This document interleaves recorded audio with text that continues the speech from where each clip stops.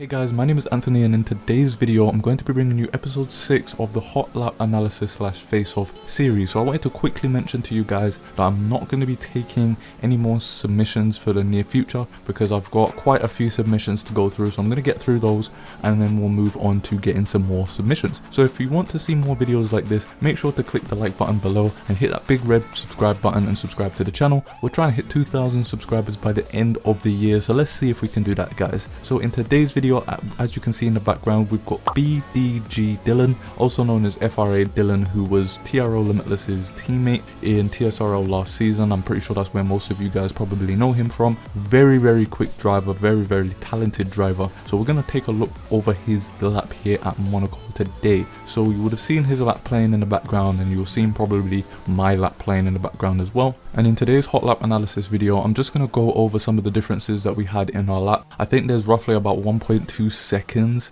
in terms of actual time difference between my lap and his. Mine is an 8.9 and his is a 7.7, so there are a few key differences that really make up a bunch of time for Dylan versus myself. So hopefully this analysis video will help you become a little bit better at Monaco and know how to drive around Monaco a little bit better. So going into turn 1, my entry is pretty good compared to Dylan's. In fact, we brake at roughly the same spot and we turn in at basically the same spot. However, he gets on the throttle a lot earlier than I do, and he actually goes into third gear as well, right at the apex, whereas I stay in fourth, which to be honest doesn't make that much of a difference. It's just the fact that he got on the throttle a lot earlier than I did. I think by the time he was running over the apex, he was already on the throttle, whereas I was already past the corner before I actually had my foot on the throttle, which made up quite a bit of time going into turn 3, which, speaking of turn 3, our braking styles is quite different actually going into this corner. I'm not sure if any braking style is better than the other one, but you can definitely see that he makes up quite a bit of time over myself around this corner. So what do I mean by the different braking styles? Well, if you look at Dylan's lap carefully here, you'll notice that going through turn 3, he puts his foot on the brake pedal to around about 50% and then instantly lifts off the brake pedal again and then taps it again just to around about 25% and then lifts off again, whereas my braking through that exact same corner is roughly the same but is slightly different. What I do is I put my foot on the brake pedal to around about 50%, then I lift off to about 25%, hold it for a little bit and then lift off the brake pedal completely. So again, I'm not sure which braking style is better than the other. I don't think any one of them is better than the other. However, you can see that he does throw the car through the corner a lot more aggressively than I do, which does really help when it comes to making up time. A lot of the quicker guys have spoken to me, and one of the things that they've mentioned is that my aggression just isn't there, which ends up costing me quite a lot of lap time around certain tracks, especially certain tracks like Monaco, where you really need to be aggressive and committed in what you're doing 100%. So going into turn 4, you can see turn 4 is pretty much the exact same for both of us. We take it the exact same, except once again, I always say it and I always will be saying it until my driving style sort of changes a little bit. You can see how much more aggressive he is throwing the car into that corner. Once again, around a track like Monaco, you really need to be 100% committed in what you're doing. If you second guess yourself, you're probably going into the barriers. Now the next big difference when it comes to our laps is turn 6, the infamous turn 6. This is the tight hairpin, the slowest corner in Formula 1, and you can see that looking at my gameplay, I turn in quite nicely. I do hook the curb, which is exactly what you want to do around here on this game. You want to hook the curb because it really gets the car turned in. However, if you look at Dylan's gameplay, you'll see something a little bit different. He actually turns into a corner a lot later than I do, which gives him a much better line through that hairpin. So I definitely suggest that if you want to get good lap times around Monaco, don't turn in as soon as I do. It's so easy to just turn the car in, start turning the car into the hairpin because of how tight it is. But be patient, stay in a straight line and then turn the car in and really hook the car over the curb, similar to what Dylan does here.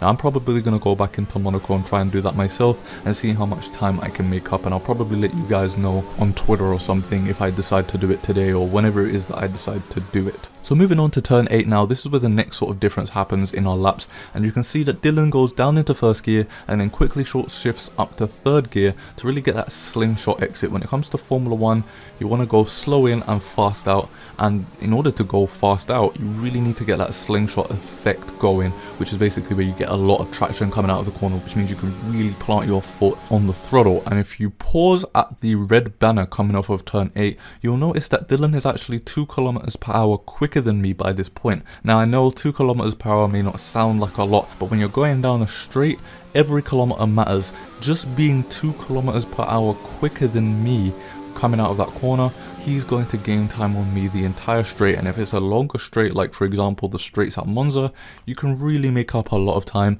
I mean, I know that Monaco doesn't really have a lot of long straights or anything like that, but he's still making time up on me regardless. And moving on to turn 10, the exact same thing pretty much happens. By the time that he passes the woman on the exit of turn 10, he's already 5 km quicker than me, because what he does is he short shifts out of the corner, really gets that slingshot effect a lot quicker than I do. You can see how patient I am shifting up the gears coming out of that corner compared to Dylan. Dylan pretty much as soon as he comes out the corner, bam, he's straight up to third gear, whereas me, there's a little bit more of a waiting period before I decide to shift up the gears, which again doesn't give me that slingshot effect out of the corner that I'm sort of looking for. And moving on now to turn 12, this corner actually is where I think that Dylan gains quite a lot of time, a lot more time than you'd think on me, because if you look going into the corner, he throws the car into the corner, but look how quickly that he gets back on the throttle. As soon as he brakes, he's pretty much right back at 90% on the throttle, whereas if you look versus my gameplay, you can see that I'm a lot more patient going on the throttle, and I'm sticking on the brake a lot longer than he does as well.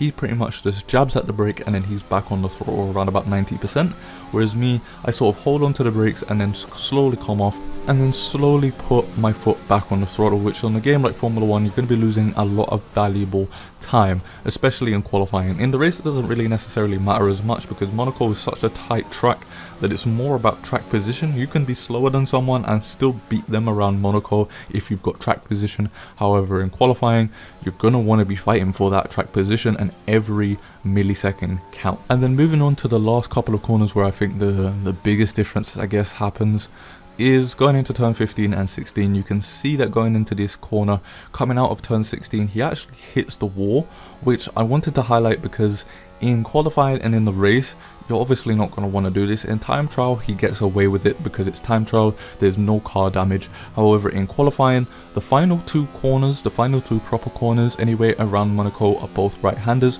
and he's just damaged the right side of his wing if this was in qualifying. Therefore, his lap is now finished, and during the race, he would actually need to box for a new wing, and if I'm within that pit window, I'm going to be able to overtake him, and it's going to be quite hard for him to overtake me again around the track because of how tight it is. So I highly recommend that when you're going into practice in GP mode, because if you get used to being able to go around the track quicker because you're hitting walls in time trials, it's going to mess you up come the actual race when you're either racing in career mode or if you're racing online. So overall, when it comes to Dylan's lap, he's a lot quicker than me, mainly because he's a lot more aggressive going into corners than me. He's able to short shift out of corners a lot quicker than me, which really gives him that traction, which allows him to get that slingshot effect coming out of corners.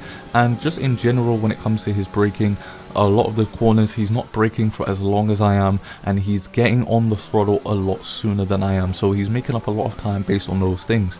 So if you want to see more analysis videos similar to this, and you want me to break down how some of the quickest drivers on the game are able to get the lap times that they're getting, then make sure to hit the like button and stick around by subscribing to the channel. I'll be uploading Hotlap Analysis videos once a week, usually around about the beginning of the week, so you're looking at Monday or Tuesday. And once again, I want to thank BDG Dylan for supplying the footage in today's episode, so I'll see you guys in the next video.